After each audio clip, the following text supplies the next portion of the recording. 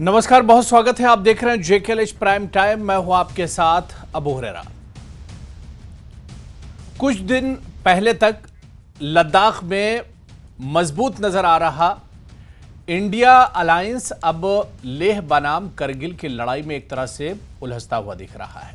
इसके साथ ही बीजेपी के खिलाफ जिस तरह से माना जा रहा था कि एक साथ और यूनिटी के साथ और संयुक्त प्रत्याशी उतारने की जो रणनीति थी वो भी अब एक तरह से बिखरती हुई दिख रही है, क्योंकि लद्दाख में नेशनल कॉन्फ्रेंस के बाद अब कांग्रेस की करगिल इकाई ने आलाकमान को एक तरह से चेतावनी जारी की है कि आधिकारिक कांग्रेस उम्मीदवार को नहीं बल्कि आजाद उम्मीदवार को समर्थन देने का फैसला लिया है।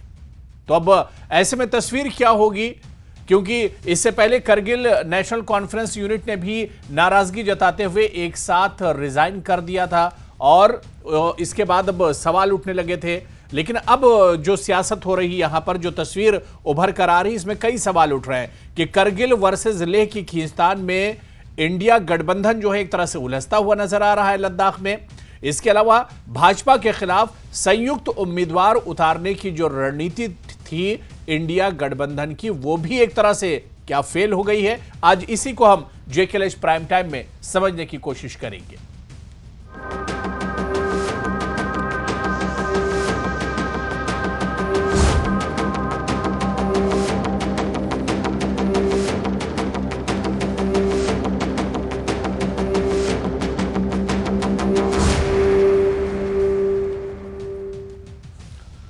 और चलिए इसी को समझने के लिए लद्दाख और लेह की जो लड़ाई है करगिल और लेह की, इसे किस तरह से देखा जाए और यहाँ पर इंडिया अलायंस के लिए आखिर इतनी मुश्किलें क्यों खड़ी हो रही हैं, इसी को समझेंगे।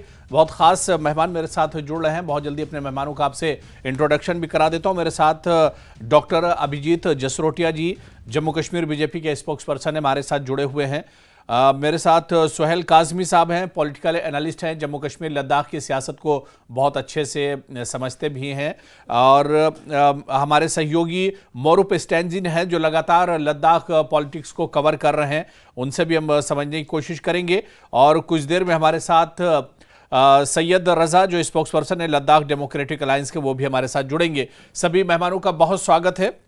मैं सबसे पहले मोरूप आपसे ही समझना चाह रहा हूं कि इस वक्त जो पॉलिटिक्स लद्दाख में चल रही है, खासतौर से इंडिया अलायंस को लेकर, नेशनल कॉन्फ्रेंस और कांग्रेस में उम्मीदवार को लेकर, इसे किस तरह से देखा जाए, क्या कंफ्यूजन है?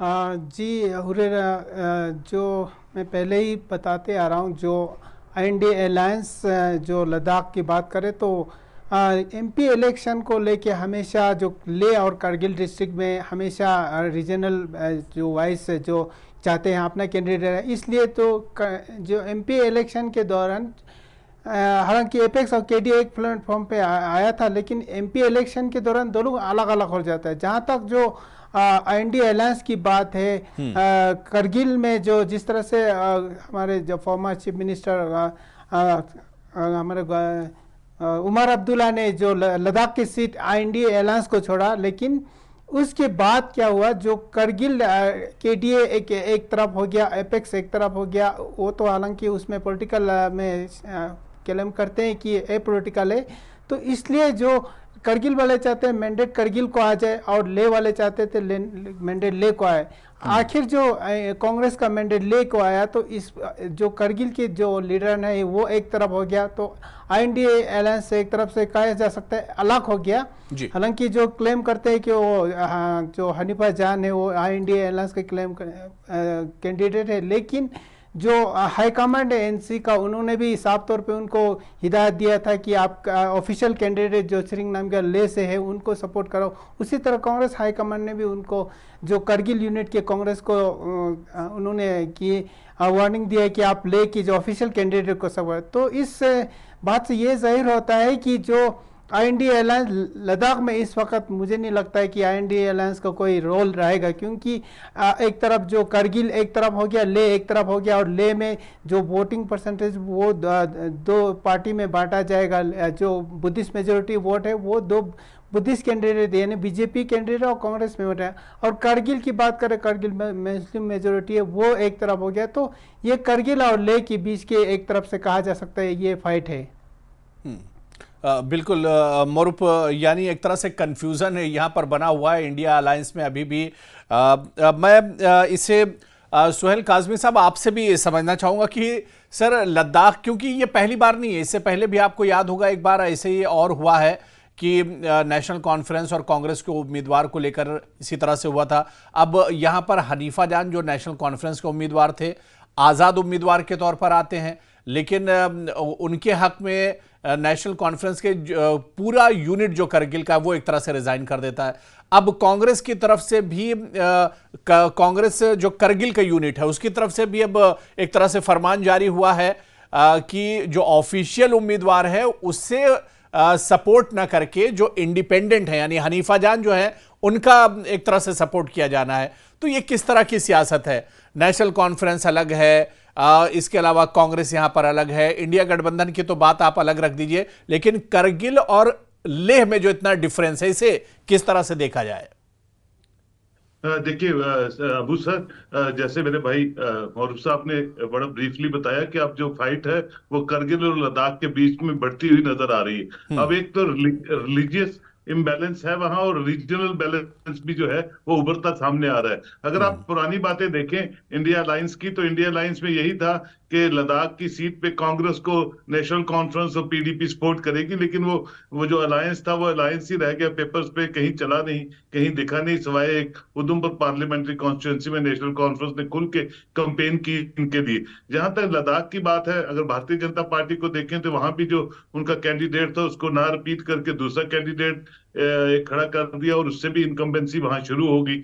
उसी तरह नेशनल कॉन्फ्रेंस का जो एक पूरा धड़ा, क्योंकि करगिल जो है डेवलपमेंट की साइड पे और बाकी चीजों की साइड पे थोड़ा सा नहीं बहुत डिप्राइव रहा है कंपैरेटिवली लद्दाख से, तो वो एक जो रीजन को लेके, और वहां के जो खून साहब है उनका जो आपने लास्ट स्टेटमेंट सुना, जब उन्होंने पूरी मर्ज कर दी, वो छोड़ दी नेशनल कॉन्फ्रेंस, तो उन्होंने पहले कहा कि रीजन पहले और पार्टी बाद में। तो एक रीजनल जी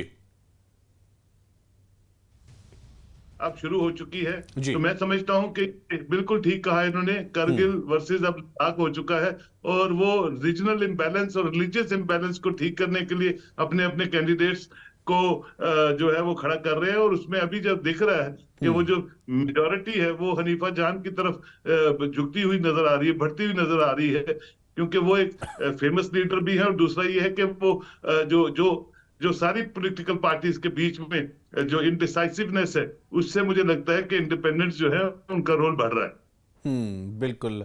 यानी बड़ी गुंजलक एक तरह से यहाँ की जो सियासी तस्वीर है वो, और ख़ासतौर से क्योंकि पहले ये लग रहा था कि एक मुत्तहिदा उम्मीदवार होगा इंडिया गठबंधन का जो बीजेपी के सामने एक मजबूती के साथ खड़ा होगा, लेकिन अब ये जो एक लड़ाई है या ये एक जो नाराज़गी कहिए या इसे जो बात यहाँ पर मोरप और सुहेल काजमी साहब कह रहे थे कि रीजनल और रिलीजियस इनबैलेंस जो है इसकी वजह से तमाम चीज़ें आ रही, लेकिन कहीं ना कहीं ये तमाम चीज़ें आने के बाद क्या वाकई में बीजेपी के लिए रास्ता आसान हो जाएगा? ये भी एक बड़ा सवाल है। मौजूदा में बीजेपी के पास ये सीट रही भी है। मैं डॉक्टर अभिजीत जसरोटिया जी आपके पास आना चाहूंगा। जसरोटिया जी, क्या वाकई में जिस जो माहौल अब लेह में बना है, करगिल वर्सेस लेह की जो लड़ाई है, इसमें क्या बीजेपी अब यहां पर एक मौका देख रही है? मौजूदा में लद्दाख आपकी सीट रही है, आपके उम्मीदवार यहां से जीत कर आए थे 2019 में, लेकिन 2024 में क्या लग रहा है कि अब 2019 से भी ज्यादा आसान तस्वीर नजर आ रही है? धन्यवाद आपका हुज़ैफा साहब, और सबसे पहले लद्दाख के सभी दर्शक जो आपका न्यूज़ 18 JKLH देख रहे हैं सबको मेरी जुले। सबसे बड़ी बात यह है कि क्योंकि लद्दाख के साथ मेरा जो रिश्ता है वो कम से कम भी 25 साल पुराना, और 25 साल से मुझे लगता है हर साल 2-4 बारी मुझे जाने का लद्दाख में मौका मिलता रहता है, तो मैं काफी हद तक लद्दाख की जो बदलती हुई सियासत है उसको भी मैं देखता रहा हूँ वहां पर। तो अगर मैं बिल्कुल आपको बीच की बात बताऊं तो ये बिल्कुल बात सही रही कि रीजनल आपस में जो थोड़ा टकराव भी रहा कभी पीछे, और रिलीजन का भी थोड़ा सा अगर आपस में कोई ऐसे थोड़ा आपस में मतभेद अगर रहे हैं, लेकिन पिछले अगर आप 2019 के चुनावों में देखो तो 2019 के चुनावों में मैं उस समय करगिल में ही था, और कम से कम हफ्ता ही करगिल में रहा। और एक चीज हमने देखी कि 2019 के चुनावों का जो नतीजा निकला उसमें लेह और करगिल दोनों ने इकट्ठे मिलकर एक कैंडिडेट को जिताया।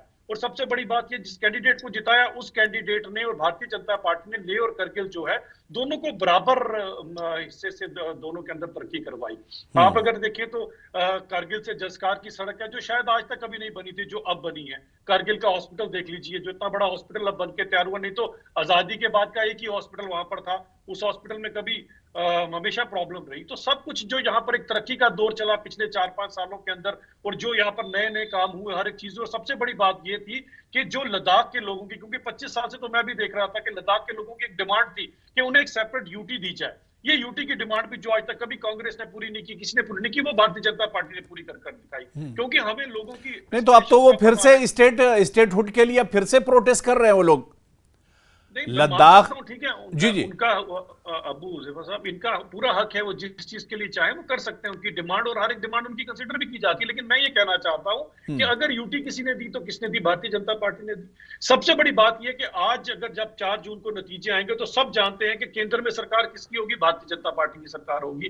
तो जहां तक लद्दाख के लोगों को मैं जानता हूं, काफी समझदार लोग हैं, अपनी बात को समझते हैं। तो वो बेशक उनको, जो मेरा भी आग्रह रहेगा सबसे, कि आप उस पार्टी के साथ जाएं जिसकी केंद्र में भी सरकार होगी, ताकि डबल इंजन की उस सरकार के साथ लद्दाख को हम और आगे लेकर जा सके।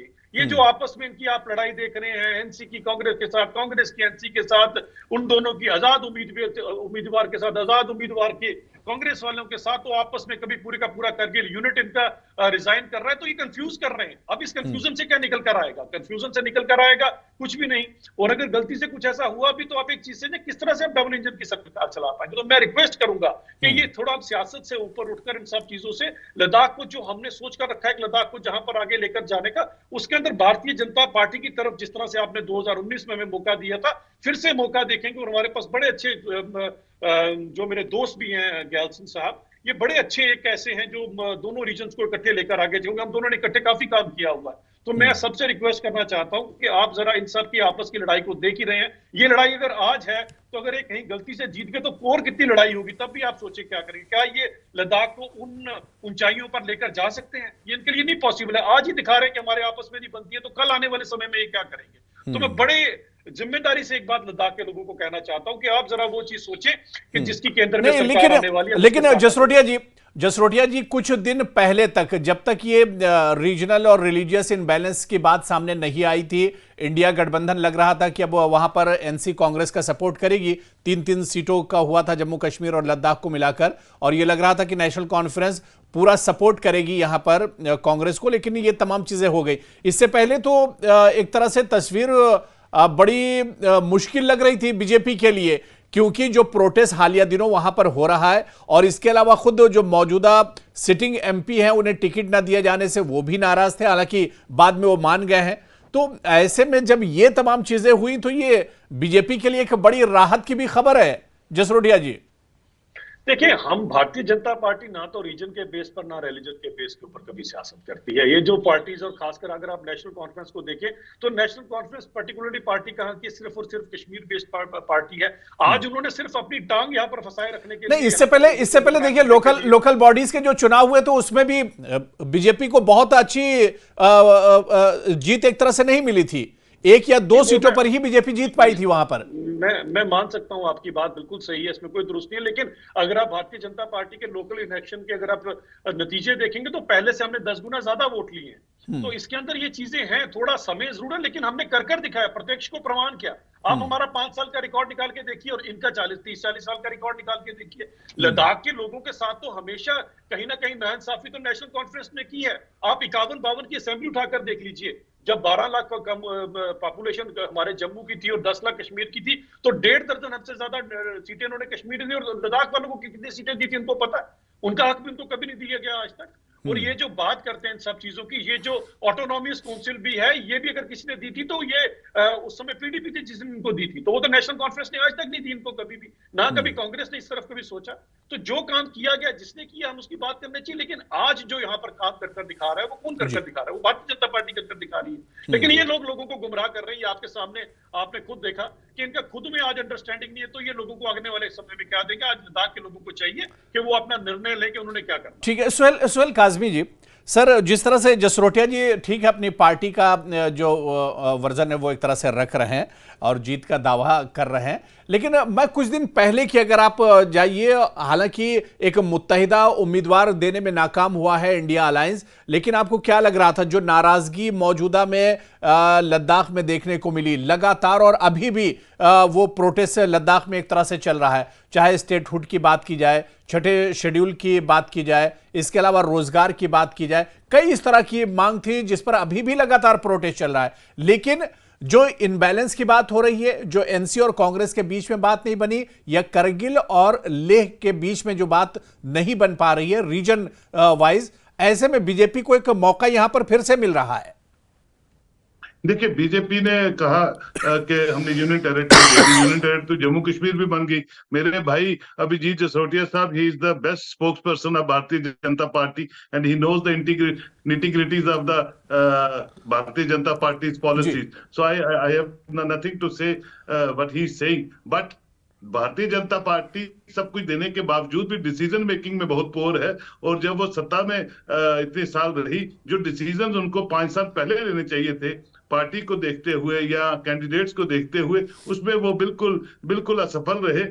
और उसके नतीजे आप देख रहे हैं साउथ इंडिया में, नॉर्थ इंडिया में, जम्मू कश्मीर में भी। तो वो एक प्रॉब्लम है। देखिए, जो चीजें जिस वक्त गुड और बैड डिसीजन जो पार्टी जी जो जी पॉलिटिकल हेड होता है वो ले ले, गुड और bad, that is good for the party and the particular constituency.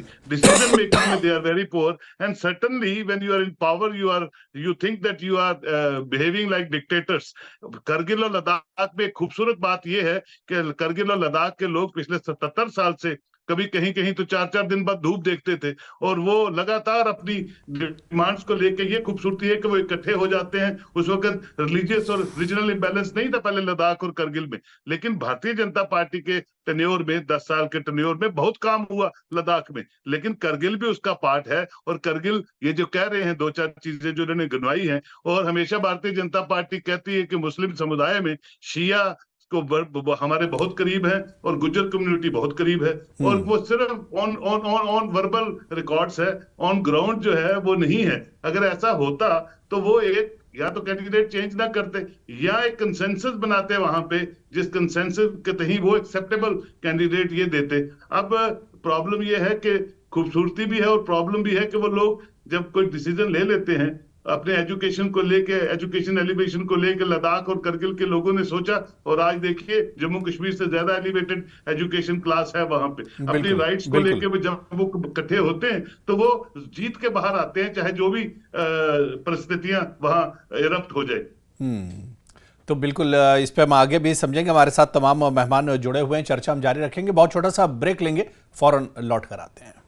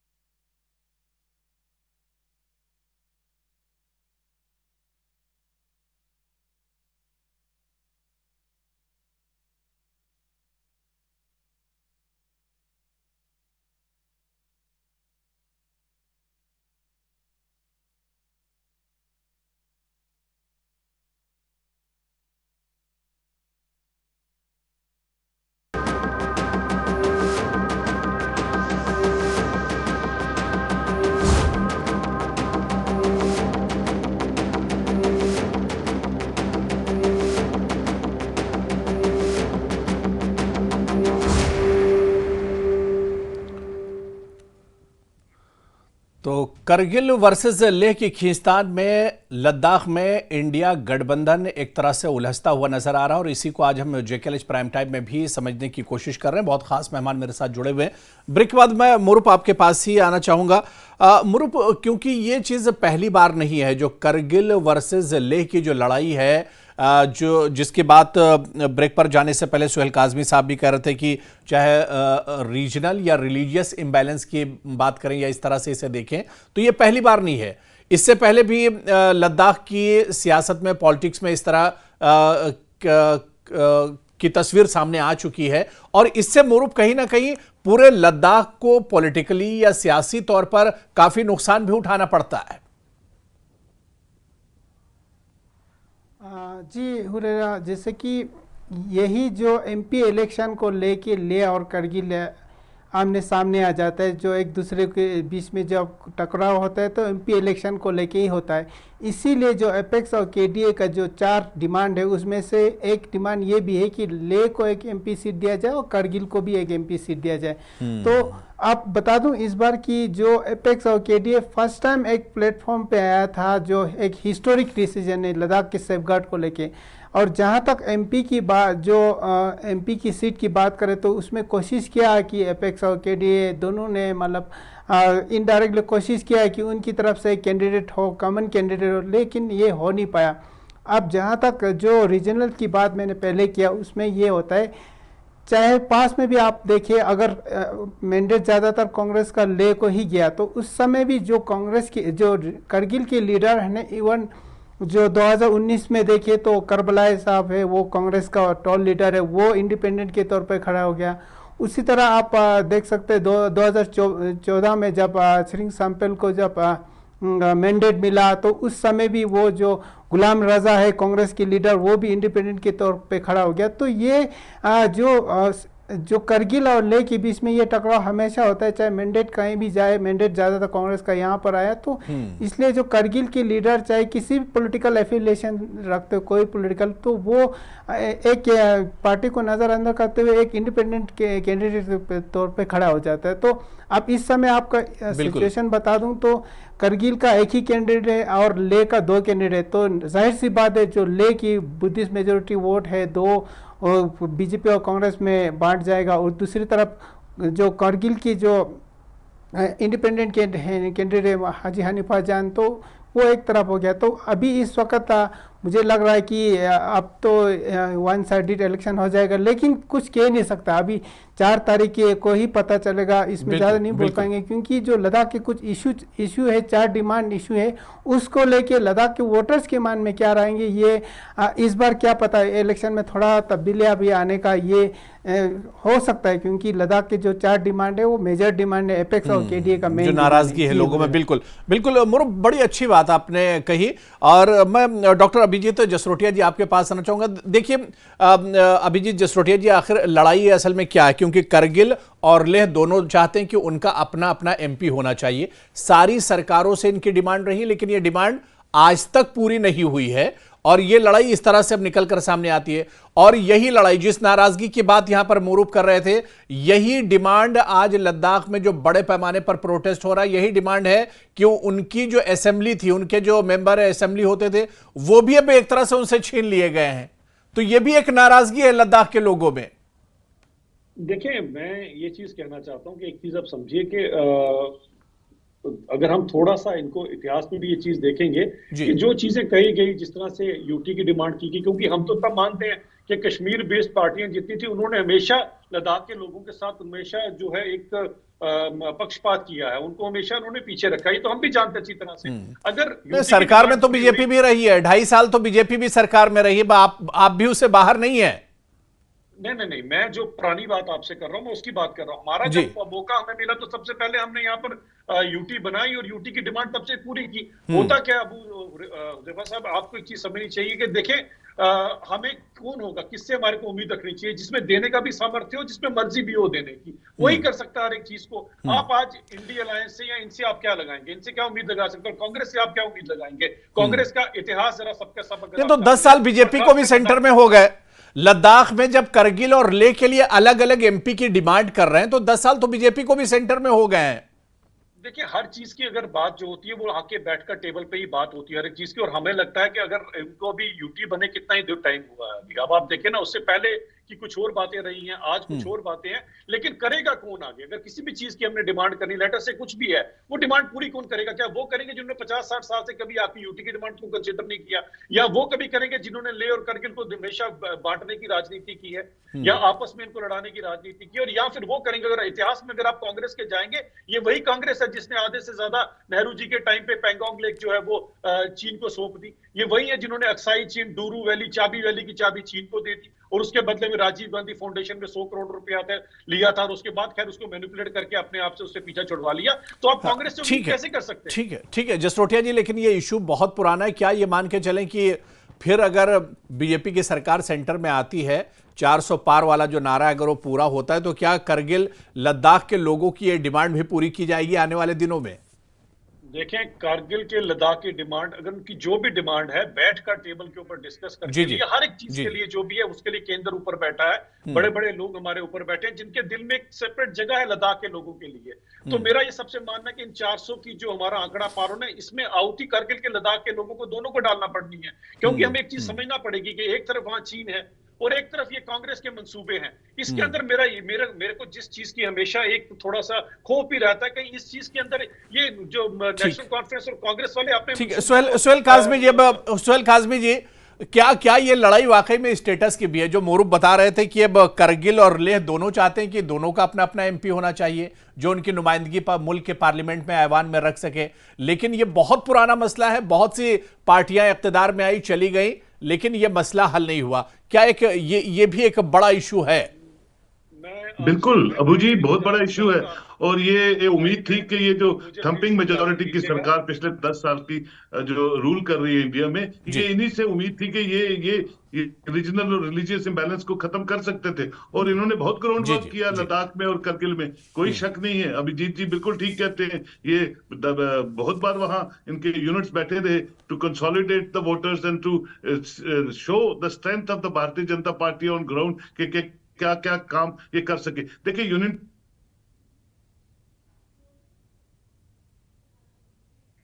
बिल्कुल जी लद्दाख और करगिल बढ़ रहा है, तो जम्मू कश्मीर को स्टेट कब मिलेगी? लेकिन करगिल और लद्दाख के लोग जब किसी चीज के लिए खड़े हो जाते हैं तो वो स्टेट लेके ही अब छोड़ेंगे, क्योंकि बिल्कुल बिल्कुल अब देखना बिल्कुल अब एक तरह से नाराजगी तो है ही है, लेकिन इंडिया अलायंस के बीच की जो नाराजगी है, इससे क्या कुछ हासिल होगा, क्या कुछ निकलता है, ये देखना भी बहुत अहम होगा। और क्या कुछ तस्वीर होगी लद्दाख के पॉलिटिक्स की और लोकसभा चुनाव में, ये देखना भी बहुत अहम होगा। बहुत बहुत शुक्रिया तमाम मेहमानों को जो हमारे साथ जुड़े हुए थे। न्यूज़ 18 जेकेएलएच प्राइम टाइम में फिलहाल इतना ही।